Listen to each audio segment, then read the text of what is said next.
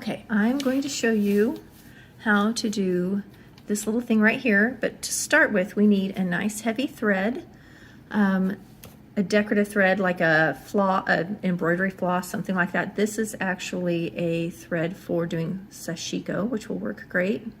And then, but it can be hard to thread your needle. So I put regular sewing thread through my big needle, and I have a loop at one end and the tails through the other, and then I can slip this through the loop. And then when you pull the tails, if you don't break your thread, you can pull it through and thread your needle if you don't have a regular needle threader. And now we're threaded and ready to go. I'm going to go ahead and put a knot in one end here. All right, and I'm going to cut off a piece. We don't need too much, but I always would rather have too much than not enough.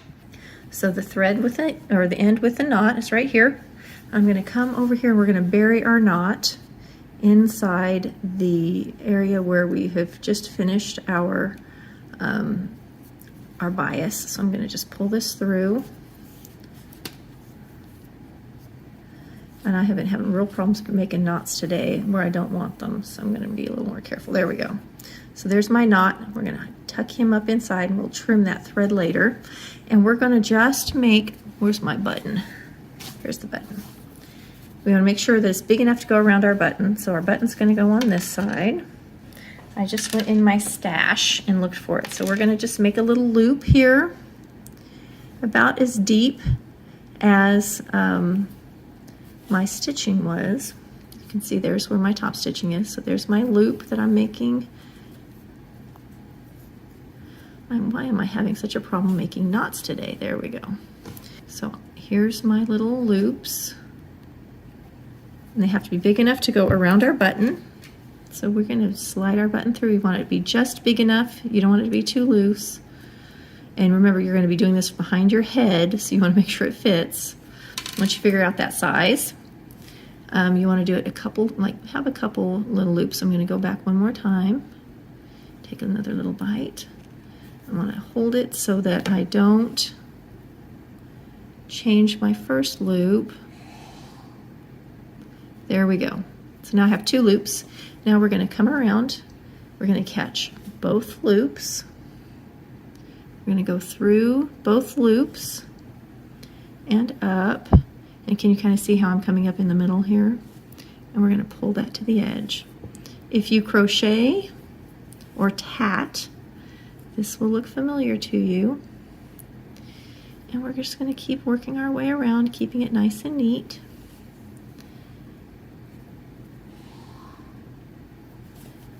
And you can see how heavy it's making it. I wish I had the perfect green or the perfect ivory, but this will have to do for today. And now you can see how the stitch is looking. It goes really fast. And then we'll just make a knot when we get to the other end.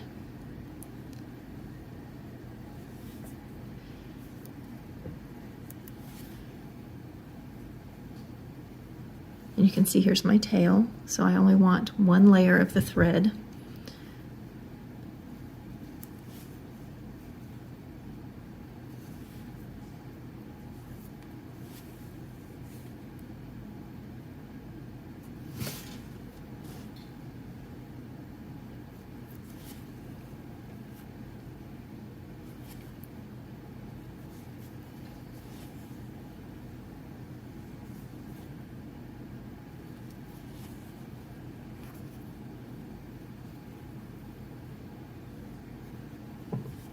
And you want to keep it from rolling. So can you see how all my little knots are on the outer edge? And that just makes it look neat. If it starts to roll and fold, it'll roll a little bit when you're done, but while you're stitching, if you can keep it flat, that's why my thumb, I'm kind of holding up between my thumb and my forefinger to keep it from doing anything crazy. This thing's in my way. There, I'll scooch him out of the way. Almost all the way around.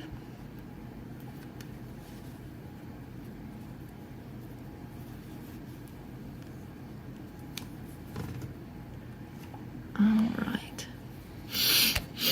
Oops, bumped the camera. So now, can I get one more stitch in? I think I can. I'll get one more in right here. And then we'll make a knot.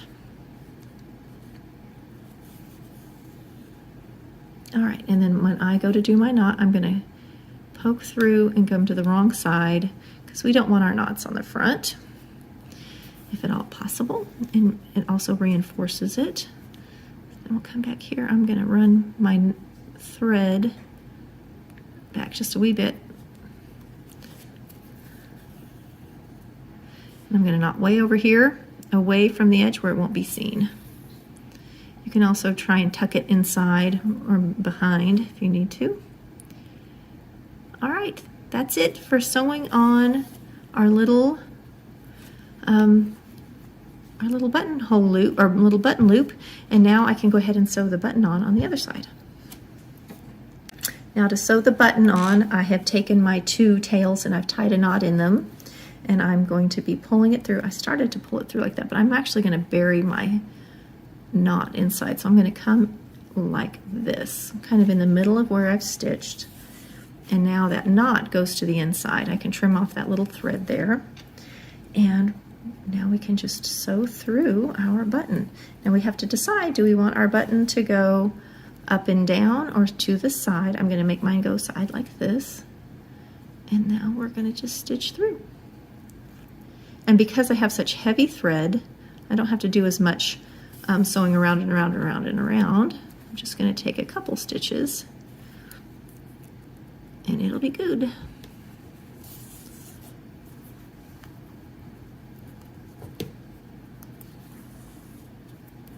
Whoop, I think I just went around the wrong way. Make sure we're in there right. There we go. And through again and ready for a knot in the back. And this knot I'm not as worried about. I'm not worried. I'm going to go back to my little stitch that I started with, and we'll make our knot right here.